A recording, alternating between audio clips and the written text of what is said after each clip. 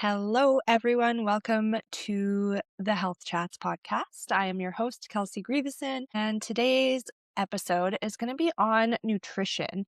This is Health Chats after all, so bringing in different components of health just feels right. And recently, with it being midway through January, a lot of people have been reaching out to me about nutrition and what they can do to help actually transform their body and avoid a plateau and lose weight and lose fat and just like feel better overall in their body. Before I get into it, I want to say that I primarily work with women.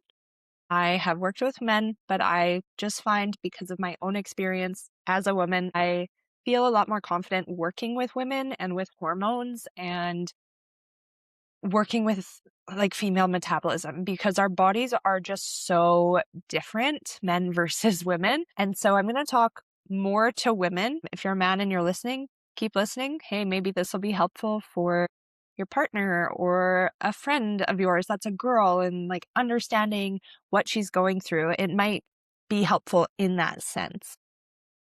But let's kind of go to the beginning. So when I bring on a client, the first thing that I do with every single client, doesn't matter really where you are in your health journey, is I look at what you're eating already. So if you're like, okay, where do I start? Where do I start? I'm going to fully give you my process and hopefully this helps and you can try it out. So we start with, what are you currently eating? How often are you eating out? What kind of food do you enjoy? I do not give you a meal plan. I don't say, go eat this, like this is going to fix. No, that it doesn't work. We are creatures of habit. We like what we like and we don't like what we don't like. And so I always start by asking my clients to track for the first 2 weeks in an app called MyFitnessPal. You can download it for free, not sponsored, and you can also pay for it if you want to. But you'll start by tracking. And this gives me, what this does is it gives me a good idea of how are you currently eating? What do your eating habits already look like in your life? It also lets me know what kind of food you enjoy, what kind of food you avoid, and when you're severely undereating or if you're severely overeating. And from doing this for long enough, what I have learned with women and the women that I work with who are often trying to heal their relationship with food and at the same time like lose weight and transform their body is women are either overeating or undereating. Like it's one or the other. And it's not all the time, but it could be like visualize this in a 7-day week. Let's look at all the days, Monday through Sunday. Monday, Tuesday, Wednesday, it's like you're eating, let's say 1,200 calories, maybe 13, maybe 15, and then maybe like 900 one day. And then we get to Thursday, Friday, and the calories start to go up. And they go up to like 2,000. And then on Saturday, it's like 3 or 4 or 5,000. And then Sunday, it might be there because you went for brunch and it might be up high again. Or it drops really, really low because you're like, oh my God, I overate on Saturday. I went out. I had way too much food. I want to reset. And it's this cycle of overeating, undereating, overeating, undereating, overeating, undereating, which is keeping your body in this place of not knowing what is going to come next. Your body essentially steps into survival mode where it's like, Monday I only had 900 calories. So I'm going to hold on to this weight, to this extra belly fat and body fat, because I don't know if I'm going to eat enough to sustain the next day. And then you end up doing it and your body's like, okay, well, I guess we'll just like store this too. And same thing, it goes up and you end up essentially destroying your metabolism. And I see that as a really big word because it's not destroyed. You can fix it, you can heal it. But if you're someone who hasn't been able to transform your body and you have been in this mindset of like weight loss for so long and you're like, I just want to be leaner and I want to be fit and I want to feel good in my body. But you're in this cycle of like restricting and then what's essentially like binging, whether it's physically sitting down and like binge eating a lot of food or just going out and eating like 4 or 5,000 calories because restaurant food. You're in this cycle where your mind thinks that you're doing the right thing through the week, but you're really just like keeping yourself stuck and you're making it harder to truly transform your body for when maybe you do get consistent in tracking. And what this is called, what I do to help heal women in this journey, one with like relationship with food, but two with actually like learning how to eat properly, is something called metabolic priming. And what we do there is when you start working with me, after those 2 weeks of tracking, after we see how much you're eating on average, I will bring you to just a baseline of calories. And I can't give you a specific number because it's different for everyone based on how you're eating. But let's pretend that I give you 1,700 as the goal for you to eat every day. I want you to eat 1,700 calories every day, Monday through Sunday. This is your goal. On the weekends, it's a habit of you to overeat, and this is where discipline starts to become built.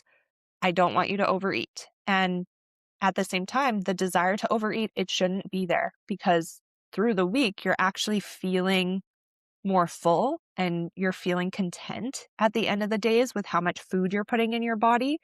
So you should start to come up into what feels like a baseline. And so say it's 1,700.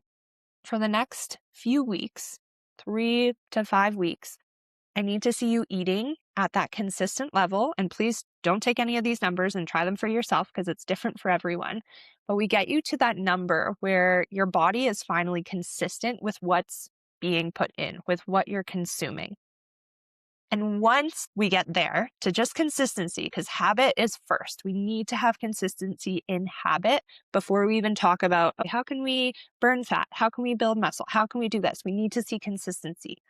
Normally, what your body does is it starts to feel safe. It starts to feel like, now I know when food is going to be coming in. And your hunger levels, your hunger cues, they start to normalize again. So your satiety, you might be like, oh, wow, I actually am like kind of more hungry, depending on how much activity you're doing too. And I don't want to talk too much about like fitness and strength in this one, just so we're not bouncing all over the place. But normally what I see is people are like, okay, you know what? I am like kind of hungry. Like I could probably eat more because we're tracking how you feel at the end of the day.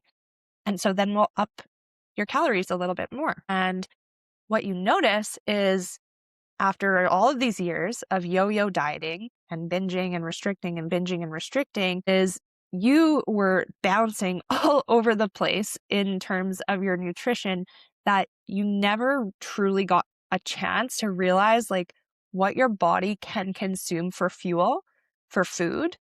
And a lot of the time it's a way higher than you even thought. Like a lot of girls I work with, they're eating like 2,000 plus calories. And you might hear that and you're like, ooh, that's scary. No, I could never do that. But girl, like you're probably eating 4,000 on a weekend without even realizing it. So 900 Monday, 5,000 on Saturday versus 2,000 every single day in the week, your body would be way more happy and feel way more harmonized. And so that's kind of the process. We get you up to eating as much as you can possibly eat without gaining weight. You're not gaining weight in this process. You're just priming your metabolism to be able to eat enough where you don't get to the end of the day feeling exhausted, feeling hungry, feeling like, oh, I got to binge, actually coming to what is called regular and baseline and harmony. And so we get you there. This is in like our first 2 months of working together. And if you're listening to this, take notes because it's like, okay, maybe I could do something like this. We would just have to get your numbers proper. And in this as well, you would have a protein goal. We only start with a calorie goal and a protein goal because the other macronutrients, yes, while they're important, they're not the most important, especially on a food healing journey, because we want to get you to a place where you feel like you're not hungry at the end of the day. You're getting enough protein, which is number one for not feeling hungry. You're feeding your muscles, you're feeding your brain, and you're getting enough energy in, which is calories. Calories broken down into like scientific terms, it's kcal, it's an energy source. You're getting enough of that just to like go about your day and then get the proper amount of exercise that is ideal for whatever your fitness goal is, which we would come to together, and to be able to feel good, mind, body, and spiritually. And so normally when it comes to protein, we would set a goal again based off of like how have you been eating. If you come to me and you're eating like 50 grams of protein a day and then I don't know, like 200 on the weekends, I'm not going to set a goal for you that is like way beyond your means. I normally go with what is your ideal body weight? What is your goal body weight? And I give you that many grams. So say you weigh 160 pounds right now and you want to weigh 140, I would give you 140 grams of protein as your goal, as long as you're strength training enough times throughout the week, 3 times minimum when you work with me. When it comes to everything else, which would be like carbs and fats, well, again, I just said like they're not that important to focus on. As a woman who might be battling hormones that are fluctuating, you're maybe not getting a period or you have PCOS, I want you to be eating minimum 60 grams of fat.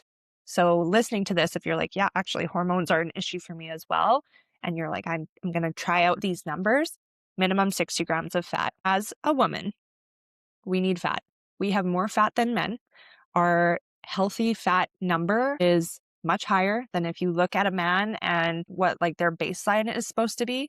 And this is because our bodies are built like back to away from all of these purposes that we've created in our life, what we think the purpose of life is. When it comes down to biology, we are meant to have children, and women have been put onto the earth so we can reproduce, and we have the organs to do so. And we need enough fat on our body to function properly and for those organs to function optimally so we can reproduce. We need fat. We need fat. So if you're getting into tracking and you're still stuck in that mind where you're like, no, like back in the day, Tyra Banks told me like I should only have a fucking carrot. Get that out of your mind. It is time to shift your mindset. This is a health podcast. This is not about becoming like the skinniest little twig possible. That is not healthy. That is the opposite of health. So eat fat, minimum 60 grams, minimum is what I'm saying, minimum. So if you can eat more, even better. And then everything else can be carbs. And when it comes to sources of all of this, I've said this before, the 80-20 rule. You want to be eating primarily whole foods. So 80% of your diet, what you're putting in your body, it's whole. And so what does whole mean? It means when you look at the label on the food, if it even has a label, it should only have up to like 2, maybe 3 ingredients. I'm pretty sure Greek yogurt is like a dairy source that has 3, but it's all whole. It's all coming from a cow. It's not modified with anything. If you look at a loaf of bread, there might be like 17 ingredients on there. So that's not a whole food. If you look at sourdough, get a good sourdough. There's like 3 ingredients on there. That's a whole food. Rice, quinoa, sweet potato, vegetables, eggs, chicken. Like these are all whole food sources. And 80% of your diet should be coming from that. Why? Because we are nature. We are humans. We are a part of this earth and ecosystem, just like the trees, just like the grass, just like everything else that's existing around us. So I don't know where it happened, where we got it in our minds that we can get away with eating primarily processed foods. We're not processed beings. Of course, you're going to feel like shit if that's the main source of fuel that you put into your body. And I think it can get confusing because talking about macros and like having a calorie goal and having a protein goal and having all of these goals, it can be really easy to say, okay, I just got to hit that goal. So I'm going to have a protein bar and I'm going to have a shake and I'm going to go get this salad from Wendy's or fucking wherever. And okay, yeah, it all fits. And while yes, it does, there's also the side of how do you feel in your body when you're eating those foods primarily? Maybe you can get away with it. But as someone who works with women directly on this, most of the time, you're probably not going to feel very good because this food you're putting in your body, it's already processed. So you're not going through the digestive process in your own physical body, which is, again, so cool. Our biology, it built us this way to be able to eat whole foods and digest them and absorb them and exist in this human experience so perfectly. So if you're not eating primarily whole foods, you're not going to feel like a whole human. It's just simple. And so 80% comes whole, 20% is the soul food. And it's funny, like when I first got into like serious nutrition and like human health, I remember living in a bit of an extreme where I was like 100% whole. Like, why would we put anything else in our body? Why would I ever do that? Like, of course, if I eat 100% whole, I'm going to feel like 100%, like I'm just biohacking my life. And I did that for a little while. But the thing that goes along with being on a health and nutrition journey is sustainability. And if you're coming from a place where you already struggle with food, with your relationship with food, food is a very emotional thing. From the beginning of our lives, we celebrate with a birthday cake. Like it gives us that emotional tie to events and to moments like when we're grieving, people come and they bring you a pie, they bring you a casserole. Like there is so much emotion involved in it. So limiting ourselves from having those soul foods, the fun foods, the ice creams and the pizza and the cake and cupcakes and chocolate and like whatever it is, can actually cause more stress than allowing ourselves to have it. A big part of your health journey is managing stress too. It's not about eating perfectly and getting all your workouts in and tracking everything and check, check, check, check, check. If you're doing all of that, but you are stressed and you're living in stress more often than you're not, none of that stuff matters because your body and how it transforms, it also responds to your stress. So 80% whole, 20% soul. Remember that, tattoo that on your body. And in that, so moving through kind of the process in which I work with people, a lot of that it is emotional coaching and like mindset coaching and getting more connected to your body to feel worthy of feeding yourself primarily whole foods, feeding yourself healthy foods, spending more at the grocery store and knowing that like, yeah, it's probably going to be a bit of a higher bill, which is kind of a weird thing to say because if you look at the other side of it, you could probably spend the same or more on processed foods and fast foods that are green labeled as healthy. So just like start to pay attention. It might not be cheaper to eat fast food. It could be less if you're optimizing the whole foods you're buying and like meal prepping them and setting yourself up. But yeah, primarily move in that direction of feeding yourself full and whole food sources. So back to the process, when you get to the point where you're eating enough for your body, you're meeting your minimum requirement, really, which we don't want minimum, but that's where we probably have to get you to start at in order to just like find some consistency. You'll realize that you're not hungry at the end of the day as often. So you're not reaching for those quick fix foods, the binge like on chips or chocolate or usually like higher fat, higher carb things.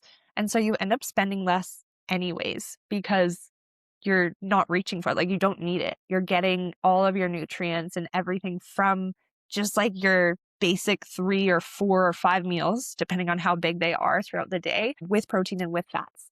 So it's actually really cool. It's a cool journey. And I speak all of this, I know, in 20 minutes or less, but this is a journey. And if you're like, oh, like I've been in this diet for years, nothing is working, nothing is working, I want you to come back to the fact that nothing substantial and nothing amazing in this life was done quickly.